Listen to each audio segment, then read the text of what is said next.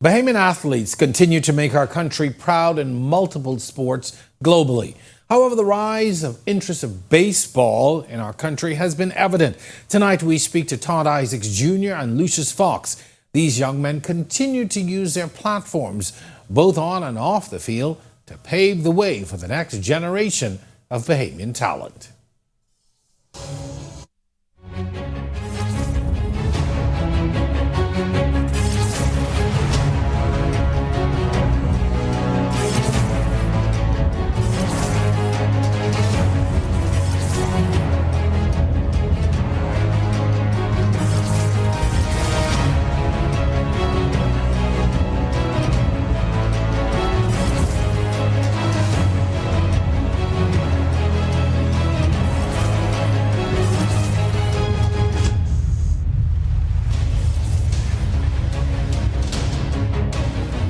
Baseball may not have always been at the forefront of Bahamian sports, but thanks to figures like Jazz Chisholm, Todd and Lucius, that story is quickly changing. With passion, dedication, and a lot of hard work, they've raised the profile of baseball in our country. Tonight, we're talking about the future of sports here, what more can be done, and the upcoming Don't Blink Home Run Derby event. You're watching On the Record. Our show begins right after this break.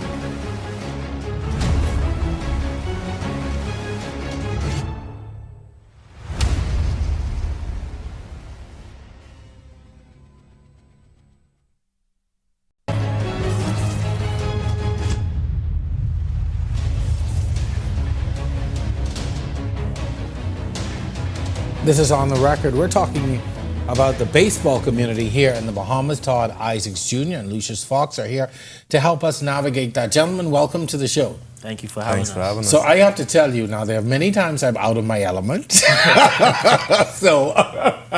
But I will say this much. I think your careers and what you have done and continue to do, like myself, will draw a lot of people to the sport and learning more about it and understanding. So we have a lot to talk about tonight in this show. But first of all, I want to talk about what you think is inspiring this surge in the baseball community here in the Bahamas. I'm just a little bit older than you all. I remember when baseball was popular at one point and it's died off. But I see the resurgence. I see the interest. And your being is a testament to that. What do you see as a reason, what's behind that? What do you think is driving that? I honestly think it's kids realizing that it's possible. When I was growing up, I just saw baseball players on TV. It felt like it was so far away. To accomplish that goal, it felt like I had to move mountains. But now, more people coming down to the Bahamas, more scouts coming down. We have our very own Bahamians making it up to the big leagues and doing big things.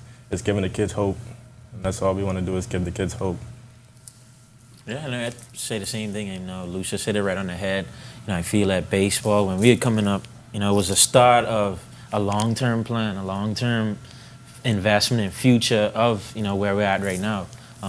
Coach Greg Burrows Sr. was the one that really shaped and molded us and believed in, just providing us the opportunity from kids. I remember him taking us away to travel, just to experience what it would be like to play in the professional leagues. Like, one of the things that always stick to me that he instilled in us from a young age was, when we get to Florida, we can put you guys on a bus and bus you guys 16 hours just to kind of get us acclimated to what it would be like when we get to our professional careers. Obviously, as young kids, we hated that. Sure. But, as we progress and got to professional baseball, all that remained true.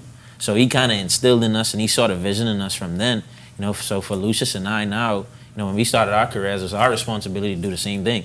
Sure. Create, new pathways, new experiences for the kids that's coming behind us to experience what it's going to be like when they get to, start their professional careers and what it's like to, be a pro.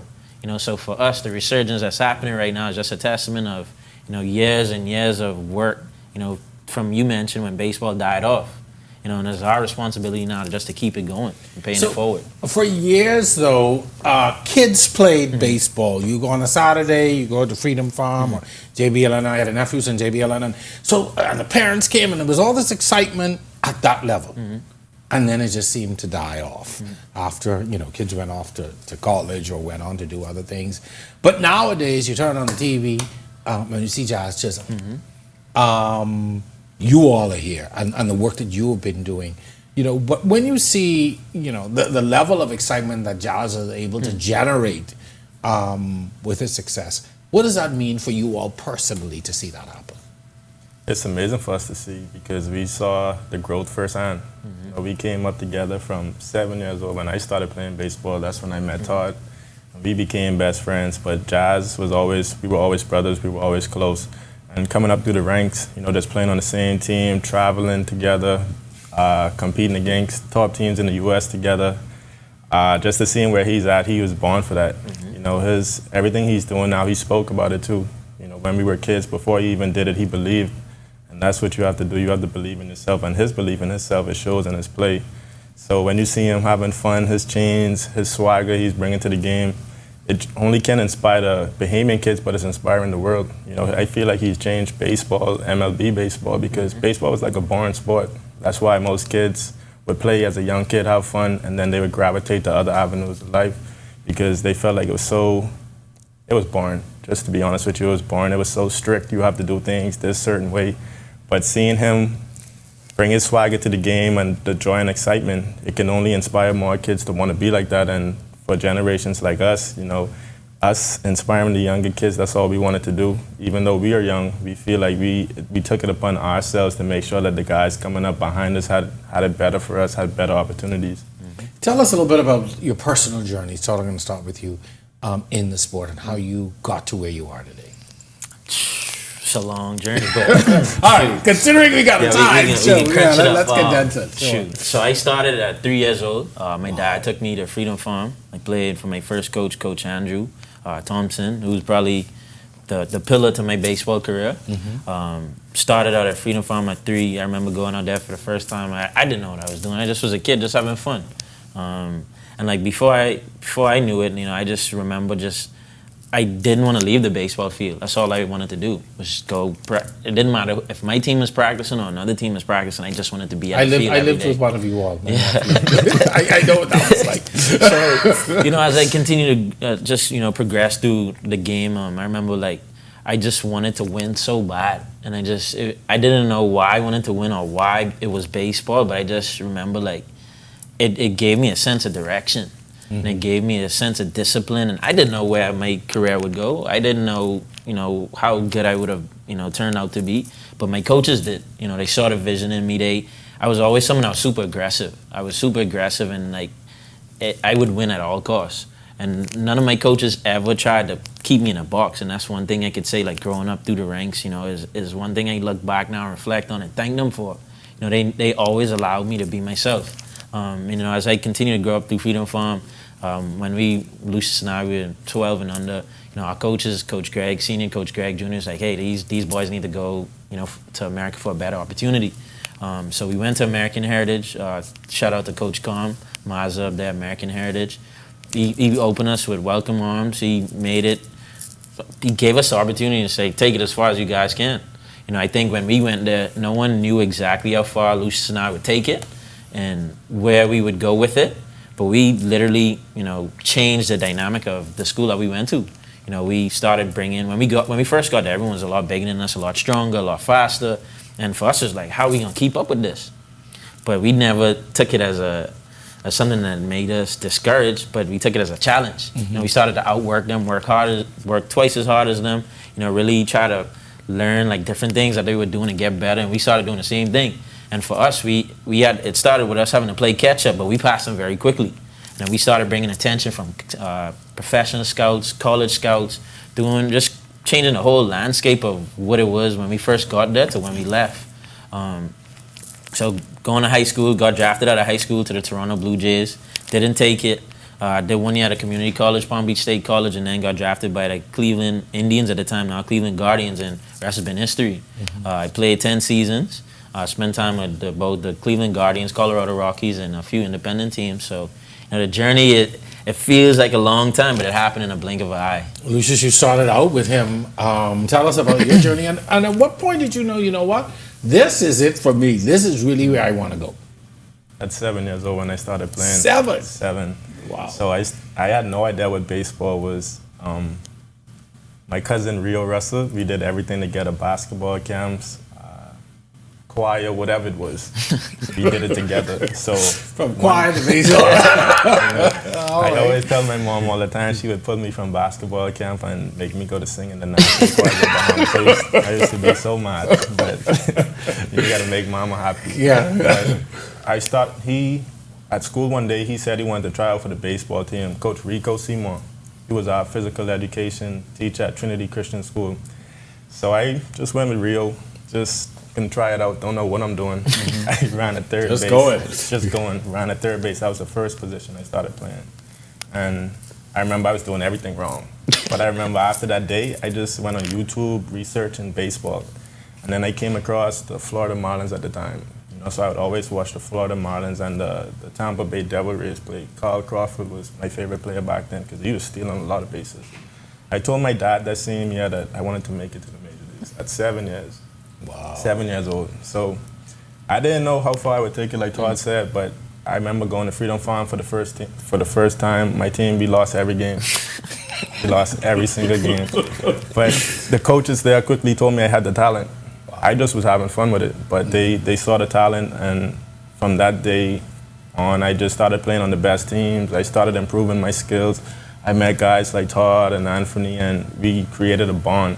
And fast forward, we went to American Heritage. I left at 12, turning 13, so as a young kid, just leaving the Bahamas, just chasing the dream, just knowing that I want to pursue my dream of becoming a Major League Baseball player one day. And went through high school, got some offers, had to come back home for my senior year. I did homeschool here, went to MaxD, what is Maximum Development at the time, and signed the largest professional contract internationally. So God has been good to me. Signed with the San Francisco Giants, went through the system, got traded a couple of times with the Tampa Bay Rays and then to the Kansas City Royals, but made my MLB debut with the Washington Nationals. Played up there for a month and a half, and just injuries held me back. So I had a good journey. I had a good run at it. It wasn't as complete as I thought it was going to be, but God does everything for a reason. How do you think your visibility, both of you, what you've been able to achieve, how has that inspired others to know that I can do this beyond just the ball fields here at home? I mean, I'd say it started from a very young age with both Lucius and I. When our friendship started, we clicked automatically, and we clicked because we had kind of similar visions for how we saw the world and our view of the world. Like, we never looked at ourselves as less than. We always knew that we would be able to compete with the best, and we was always up for the challenge. So when it comes to influence and everything that we've been able to do through, simply moving to America for high school, I feel like when we did that transition, it opened the doors to a lot of parents really believing that this would be an opportunity if they could afford their children to send them off to school in the States from high school. So it started from there. It started from different things that we did with launching Don't Blink and the Home Run Derby. We just see the influence of now our peers, our friends, just believing in, if we have this dream, why not try it? Mm-hmm. Why not, as crazy as it might sound to everyone else that's around you and near you, why not just step into faith and just go and do it? And now we see a lot of our friends as entrepreneurs, a lot of our friends leaning into their talents and skills and their gifts that might not be traditional, but really realizing that they can make a living and make a future out of it. Everything that we do, we do it for the love of our community and for the love of our country. But at the same time, it started with us as a dream. Everything that we've done, playing baseball at the highest level, being entrepreneurs and creating Don't Blink, being philanthropists and giving back to our community. That's all something that we stepped out to in faith, and at a very young age. And I think, we look around us now, we look at our friends, we look at, even my parents. They start to realize that the things that they loved and the things that they kept, down that they didn't believe they could do, that let's try, let's give it a try. For us, it's just the influence outside of baseball, in and outside of baseball that we get to see, and really we speak about it all the time.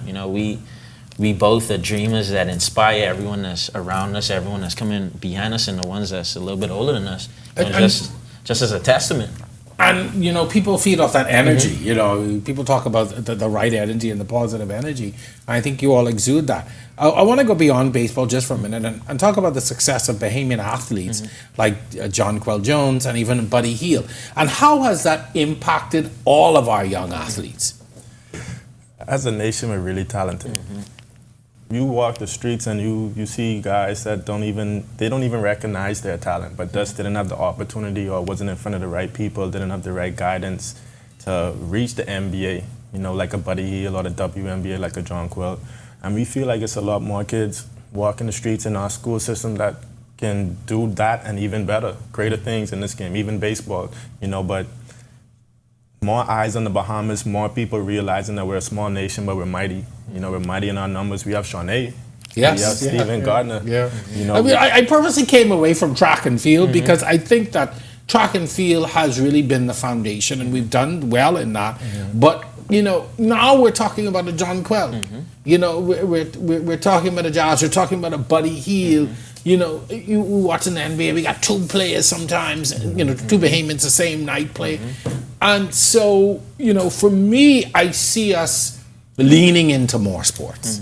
And I mean, you could go even deeper. You could take it all the way back to Sidney Poitier. Yeah. It's the first black man to win Emmys, Oscars, all of it. You know, so it just goes to show how talented Bahamians are once we have, you know, families and a support system that breathe into support our dreams, our visions, and then just opportunity. So I want to talk about the support because a lot of times parents look at their reality and say, this can't happen. Like I'll use myself as an example. Like when I was much younger, I told my mother I wanted to go in music videos. And she said, boy, that's enough.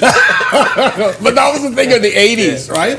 But, you know, that is the experience of a lot of parents. It's like, you know, these kids have these wonderful dreams and ideas, but a lot of times parents do not see them as viable.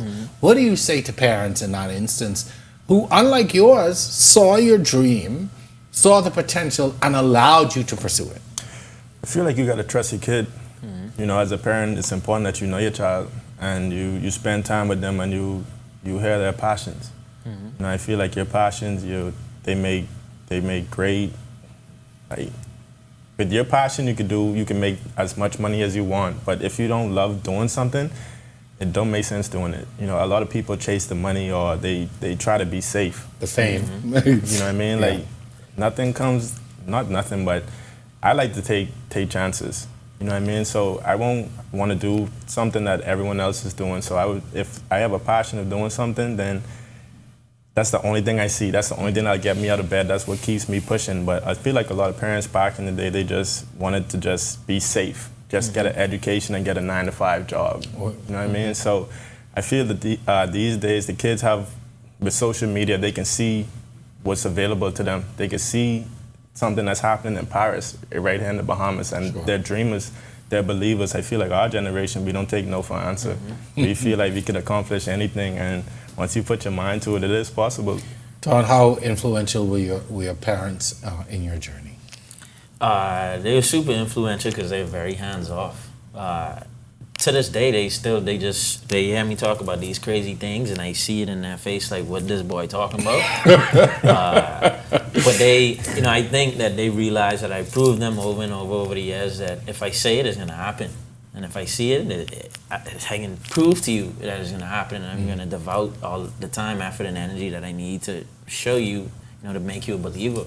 Because like the point you made, like, you know, and like Lucius said, you know, parents just want to protect you. They want to keep you safe. They want to keep you safe from the world. They don't want you to fail. They don't want you to struggle. But that's all a part of the journey. Sure. You know, you just need them to be there to support you, be your safety net to pick you up, and just breathe life into you. And I think that's what my parents continue to do for me. They know how hard I take failure, but I know failure is something that's going to project me forward and something that's a part of the process. So, you know, my parents, they, you know, continue to breathe life into every idea I have. Sometimes I just ask them not to give me an opinion back, because most of the times it's something that I don't want to hear. Yeah. But you know, I just know it's all out of love, and it's all out of them, you know, just be having more experience of doing this life thing, and you know, just them just believing in me and continue to just support whatever it is, because they know that regardless of what happens, I'm going to show them and make them believe in that vision. I have to applaud. I wish I had the courage to tell my mother I didn't want to hear her opinion. I wish I had the courage. But let me ask you, though, we've talked about the support, the parental support and the family support, but let's talk about community support. Because support isn't not just in your home. What kind of support is needed in our community to really help young people to pursue and encourage young people to pursue their dreams, no matter how it may seem in that moment? I think it's important that we encourage the kids that are doing something productive, whatever it is. Encouragement goes a long way. Just telling that kid you're doing a good job or don't mind that setback, it'll turn around for you, things will get better. You'll be surprised how those small amount of words you think will change his thought process. He might want to give up on a dream or a passion, but even in the community, it's important to push the kids that are making the right choices to try to better themselves. Even if they're not doing the right thing, we could teach them. Everything was taught. I was taught a lot of things that I thought I knew wasn't the right way to do it. But like I said, keep believing in yourself. We have to believe in our people. I feel like a lot of times we don't want our people to succeed. We want it to be us. What I mean? Why? Good point. If I can help Todd to achieve his dream, it'll make me be in a better position as myself. I don't have to always think selfishly about something. It's us as a nation. We're all Bahamian people. We're small, so we can't be against ourselves. Very, very, very good point. Todd, I want to explore a little bit more the community because a lot of times, you come up with ideas, you have these dreams, and people say, man, boy, go sit down. That ain't making no sense. You really want to do that? And why is that? And again, when I talk about community has to be school, church, other organizations, other people. How important is that if we want to see our people succeed? That's everything. For us, I could speak for both of us. We never played on the team Bahamas. That's all we ever wanted to do was go out there and represent our country. And we never had the opportunity to do that, but we wanted to do that because we know what it means. Like, for example, when you spoke about track, the community support behind track and what the team and what that feels like, and just obviously we both are on track, so we have an idea, like that Bahamian pride and that sense of belonging. So for us, the community support is everything. I feel that as Bahamians, like Lou said, like having your community behind you. As Bahamians, you could go around the world and people, a Bahamian. As Bahamians, we know each other. You could just tell, the pride, there the effort, the energy. There is a thing about us. Like you could spot us. You could feel it. What? That's a Bahamian. Exactly. And that's all because of the support of our community. That's just us being able to rely on the fact that we come from the best country in the world. We have the best supporters. We have the best people. So community involvement is everything. And we encourage, like Lou said, encourage the community to get behind. If it's something having to do with the church, or something having to do with Junkanoo, if it's something having to do with arts, music, sports, the community involvement is everything. Like, for example, going to Carifta last year, like just seeing all the Bahamians come out and support our athletes, like that in itself, like as a community, I don't know if people understand like how much that pushes us to get to the next level, regardless of what that is, even if it's shows and plays and stuff like that. Like our community involvement, once Bahamians see it and feel like they got their community behind us, we feel invincible. You are so true. Very good point. Good point to end on. And just to, you talk about community, but even your being here, the fact that Cable Bahamas Group and Rev is supporting you in your work. Like that's community support. That's important. I just wanted to put that plug in, not because I think my boss is watching, but because I think it's important. All right, when we come back, we're going to talk about what it takes to make it into the league, your philanthropy work, and the main event, Don't Blink Home Run Derby. Stay with us. You're watching On the Record.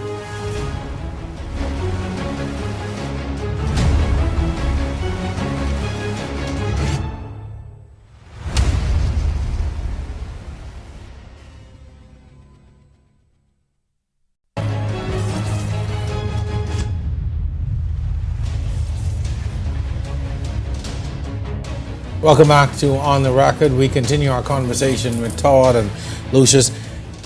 In this segment, I want to get a little bit more focused to talk about your professional careers and helping people to understand what it took to get there and how do you get there and how do you stay there. Let's first talk about how do we get noticed by scouts? What advice would you give to athletes aiming to catch the attention of professional leagues? Well, when we were coming up, we had to go to the States for a scout to see us. Now with the academies, the I-Elite, run by Jerome Sawyer, and Maximum Development by Greg Burrows Jr., we have the scouts coming down to the Bahamas to see our kids. So that's great. You know, they crossed off a barrier they had to overcome just right then and there. But just putting in the work, you know, trusting those guys. They did it before. They did it with us. They had their own careers. Trusting your coaches. They're going to put you in the best position to be successful. But it's a lot of showcases that happen in baseball. You know, a lot of scouts want to come down and see your progress, whether they see you at 13 years old, they come back at 14, 15. They want to see you grow. Mm-hmm. They want to see you get better. When I was coming up, it was Perfect Game National, but that's in America. Now we have big international showcases here in the Bahamas that our kids can stay at home and be able to show their talents. They can go to the Dominican Republic and show their talents there. But showcases are the biggest and best way for scouts to get on their radar and for them to track your progress and to play as many games as possible. You know, baseball is a game of repetition, so you don't get better sitting on the couch. Mm-hmm. What are some of the most challenging parts of making that transition from amateur to pro? I think the most difficult part about everything is a mental game. The biggest transition is now you go from being the best of where you at, and the best from your area, the best from your town, your country, to now competing with everyone that's just as good, everyone that's equally as talented, and everyone that's some players that come from countries like the Dominican Republic that's been playing in a professional environment a lot longer than you are. So it's more of a mental hurdle than just really realizing and reminding yourself of how talented you are, that this is something that you're very good at, and this is something that you're already part of the 1% in the world. So I think, you know, for me, speaking from my first year into professional baseball to, you know, right now, it was a mental hurdle for me. You know, I remember my first year in professional baseball, I was making so many mistakes that I've never made in my life. But it was because I was kind of like second-guessing my ability, second-guessing myself, and like I wasn't comfortable. That transition into professional baseball could be very intimidating, but it's just really realizing your strengths, realizing what you're good at, and realizing why they drafted you in the first place, and really honing in on that. You know, as young kids, you kind of get lost in, I want to impress. I want to do so well that they, you know, they look at me. There's immense pressure. Exactly. I would gather. But it's self-pressure. It's not pressure no one's putting that pressure on you. You know, it's just you wanting to impress so much. But in reality, what helped me is realizing that the job was already done. You know, the only person I have to really impress is God. And if I fail, if I do good or do bad, God still loves me. He's still there for you. And He's still there for me. Yeah, so like once I started to realize that, like I started to, like the pressure, you know, just automatically disappeared. It allowed for me to continue to tap into who I was and just go out there and be me. I think the pressure comes though when you start getting paychecks from it. Playing at Freedom Farm when we just going out there on Saturdays, it's just for fun. It's no pressure. We just want to win. When you have a boss or a team sending you paychecks and you realizing that you could lose your job any day, that's when you put pressure on yourself. But the biggest thing for kids, I would say, is to just remember those days when you had the most fun with the game. Whether that's Freedom Farm at 11 or 12 years old, play like that. Play to win the game and not worry about the money or the finances or the uncertainty of your job. And once you play free, your talent will show. I'm going to cut this clip out and send it to our head of finance. But I have to ask you though, how do you manage you're getting your paycheck, you're getting all the attention, you're in the majors, all this is happening. How do you stay grounded as a young person? Because there's so many horror stories of young athletes who have access to the money and the fame and everything else, and then all of a sudden it's blown. So how do you stay grounded as a young person? I always say as an island boy, because you know our reality and our existence is different. So you're in the majors in a different country, a different environment. You live in the life of a rock star in some instances. How do you stay grounded and stay focused? I know who I represent, and it's my family. It's the great nation of the Bahamas. It's God, you know, and it's why did I start playing the game? I played it because I love the game, but I also played it to provide a better life for my family. So that was always a driving factor for me. That would make me take extra reps was I got to make sure my brother and my sister coming up behind me have a better life. I got to help my mama get a new house or, be able to retire her, help my dad with his business adventures. So I just always focused on the why I was doing it and why it was important to me. And I knew who I represented and I didn't want to let them down. Mm-hmm. And then I just piggyback right on that. I mean, just keeping the main thing. When you get caught up and you get in trouble, you have to face that. And you have to face your parents, you have to face your country, you have to face everyone, and you have to own up to why it is that you messed up. So for me, that was something that I was always in the back of my head, and with every decision I made was, what would be the consequences if this go wrong? And usually once I thought about that, I didn't want to do it anymore. But like Lou said, it was just really staying focused on why, on my why, and why I was here, and why I sacrificed so much to get to this point. It would just be, in my mind, it would have been a waste to sacrifice so much to finally get to my dream and then just give it all away. And throw it away. And throw it all away. Despite the success that you all have achieved, you have been very focused on the philanthropy. Mm-hmm. You've been focused on giving back and doing and reaching back. Mm-hmm. Why has it been so important for you almost from day one? I think it's our personality. I think that's why we click so good since we met each other at 7 years old. It wasn't always about us. It was always about others. How can we help others to achieve what they want? How can we put others in their best position for them to succeed? We're selfless. Don't blink as a company, we're selfless.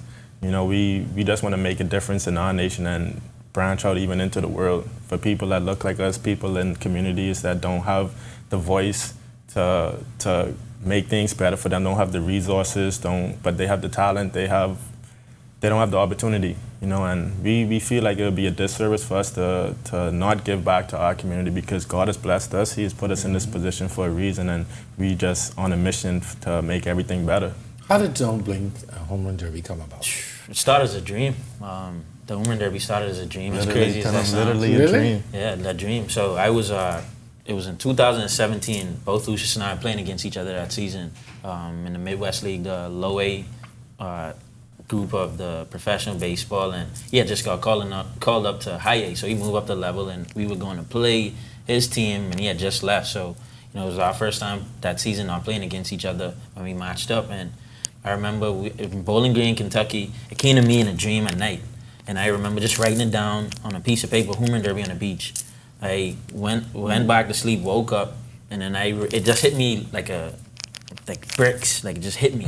And the first person I called was Lou. I was like, because we was trying to figure out what to do. At this point, this would have been our third season in professional baseball. And at that point, we was trying to figure out like what community event could we do back home to give back.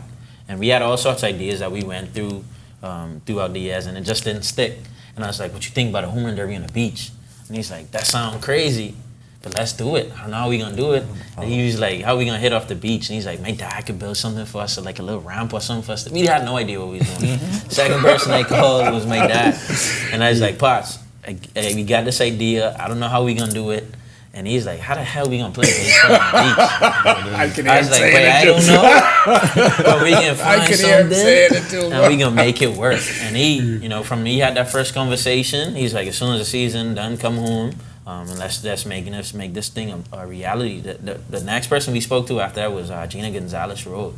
At the time, she's putting on the Icon Awards. Mm-hmm. So when we had the conversation with her, she's like, you gotta find a way to sell this idea to people and get people involved and get people to buy into what you're trying to accomplish. So she literally gave us the blueprint on how to take the thoughts and ideas out of our head and make it make sense for companies and partners like Rev.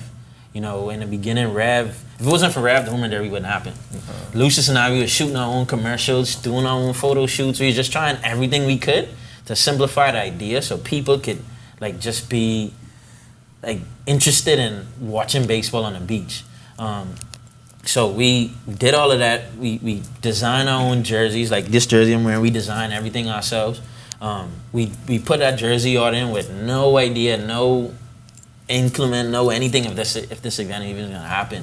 So it was like December 4th or 5th My dad was meeting with everyone here at Rev, and he's like, they want to help us make this a reality. So we came home, we met everyone. We did a press conference. The first event was January 6th. We didn't know it was happening until like December 5th.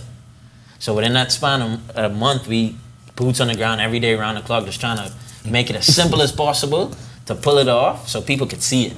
And when we got to Montague that day, I just remember pulling up and like just seeing so many people out there, and like we couldn't believe that all the people was there to like see us play. They probably wanted to see us fail at baseball on the beach, but the fact that it happened the way it did, and when that first home run got hit and launched into the water, we knew that this was it. Something special. This was something special. I remember the folks from Rev pulling us together and was telling us, like, this is the biggest live broadcast event that we've ever had, and we want to do it next year. Mm-hmm. Like from that first day, we knew that was going to happen. Yeah, to now the rest has been history. Mm-hmm.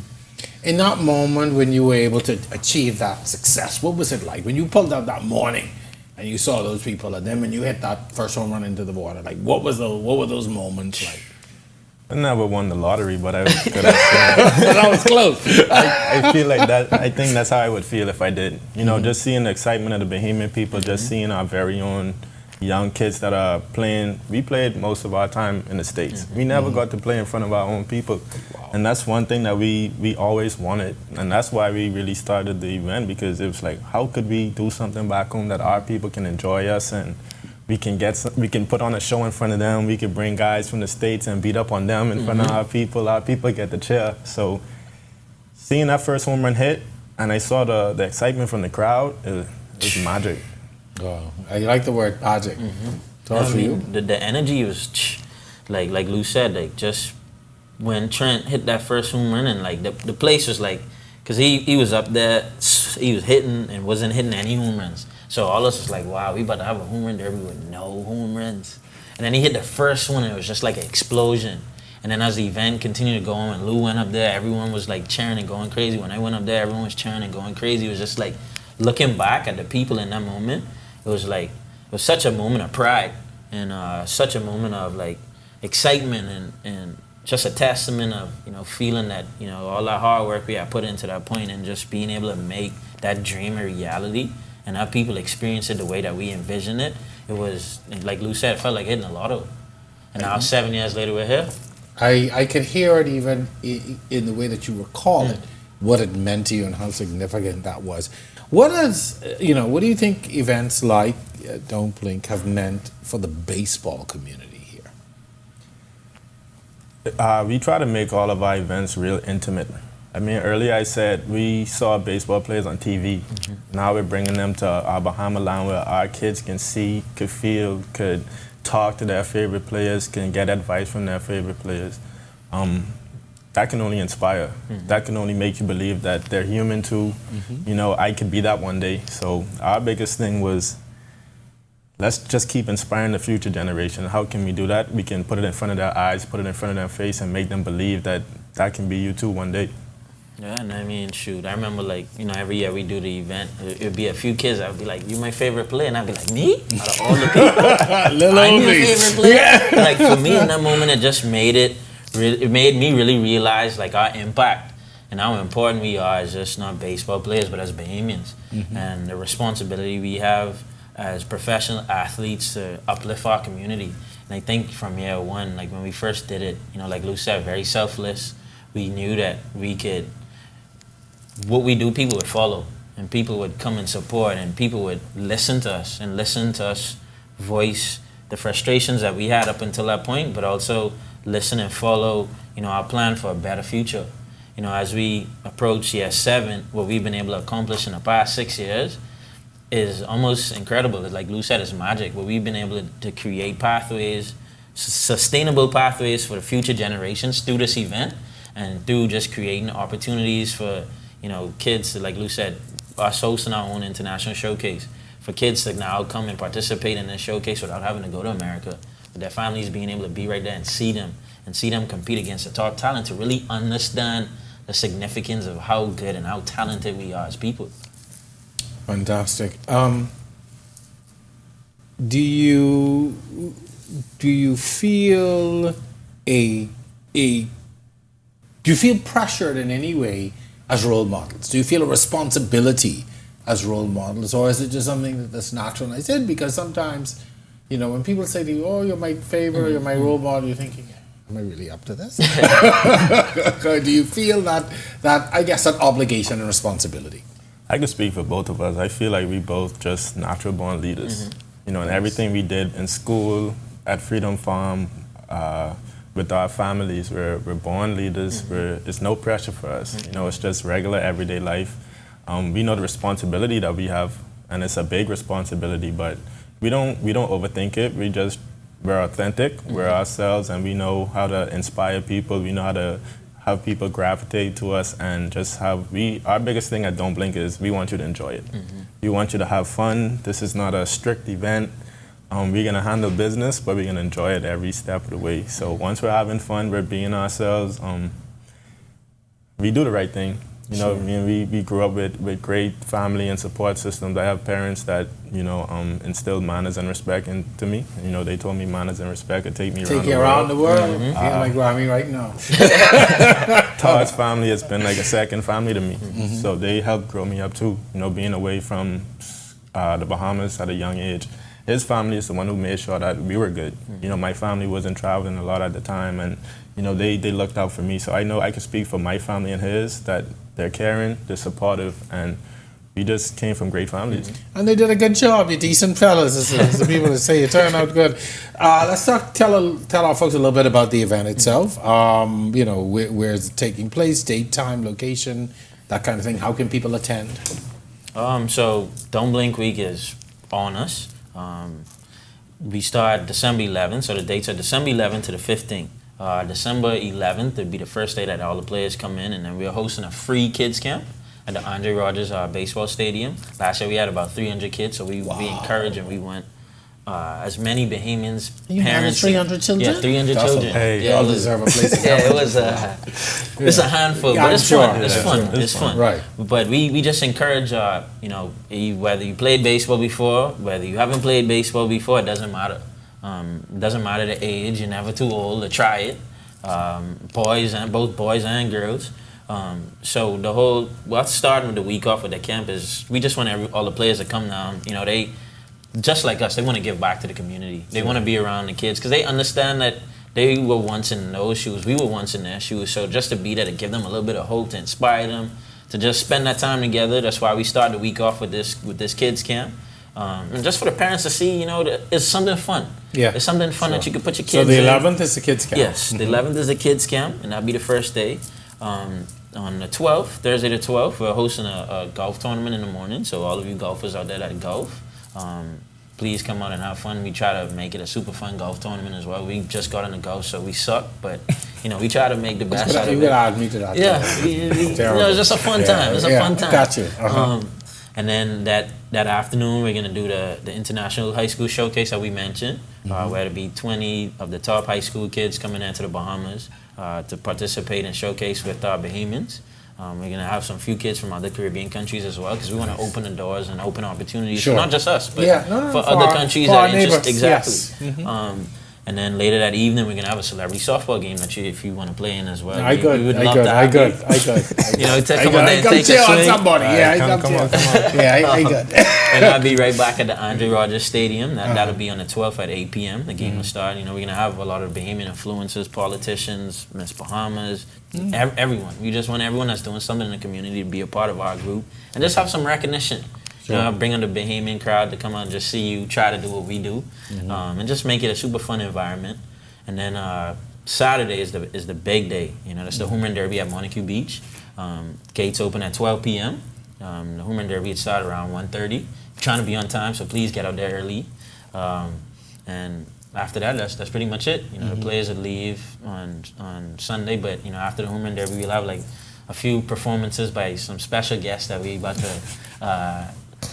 to put out to the world. When you guys had a special guest and a special artist that's about to perform, y'all gonna be so surprised. All right. But I promise you, it won't disappoint. It won't disappoint at all. It's going to be lit. It can be lit. It can be a great time. But for all the information and get the tickets, to find out more information, everything we have going on, you can follow us on all social medias at DBHR Derby. And then our website is www.dbhrderby.com.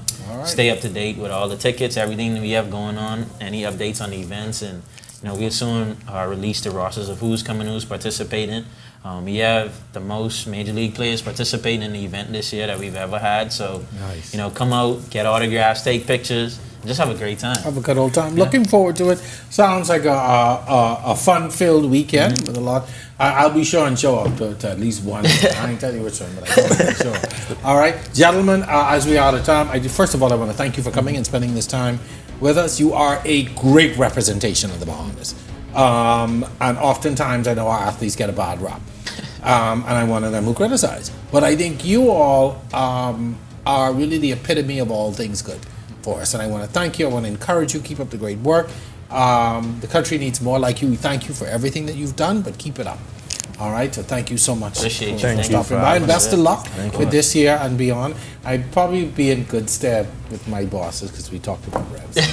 All right, gentlemen, thank you so much for coming. We hope that tonight's episode has ignited a sense of pride and excitement for the future of baseball and Bahamian sports as a whole. We encourage you to go out and support the Don't Blink event, witness the talent on display, and maybe, just maybe, be inspired to take your own swing at greatness. Thank you again to Todd and Lucius for joining us and for all that they do to uplift this community. And thank you, our viewers, for tuning in. Let's continue to support the incredible talent coming out of our islands. Thank you for watching On the Record. We'll see you next time.